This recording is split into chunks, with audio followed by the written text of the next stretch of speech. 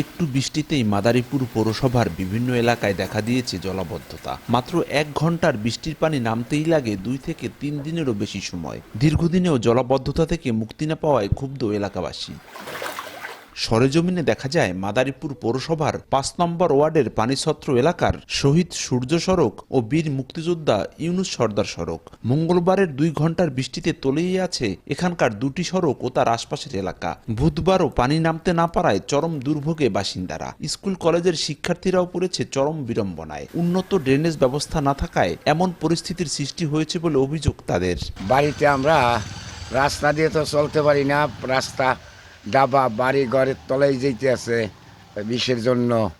ওই বৃষ্টি হইলে কোনো রকম বৃষ্টি হইলে পানি কোনো সরে না। রাস্তাঘাট তলাই দিচ্ছে, রান্নাঘরে পানি পুনি উঠতে আছে, মনে করেন ই করতেছে, আমাদের অনেক কষ্ট হইতেছে বুঝছেন। রাস্তা দিয়ে আটে পোলাপান দিয়ে স্কুলে যাইতে পারি না, পারি না বুঝছেন, অনেক কিছু হইতেছে। এই পানি পুনি বাইজে থাকার কারণে ভাঙাচুরা দেখা যায় না, ঠিক আছে, আমাদের চাকা গর্তে পরে এই বিভিন্ন সমস্যা হয়।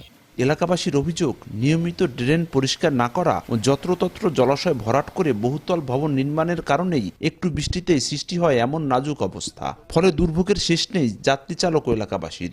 পানি নিষ্কাশনের জন্য কর্তৃপক্ষের কাছে আমাদের অনুরোধ, যাতে এই ড্রেনেজ ব্যবস্থা সুন্দর করে আমাদের পানি নিষ্কাশনের ব্যবস্থা করে দেয়। উকিলপাড়া রাস্তা মাদারীপুরের সব থেকে গুরুত্বপূর্ণ একটা স্থান।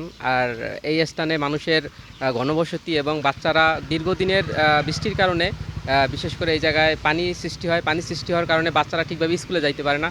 তো আমরা এই সমস্যা দীর্ঘদিন ধরে উপভোগ করতেছি, আর এটা আমরা দ্রুত সমাধান চাই।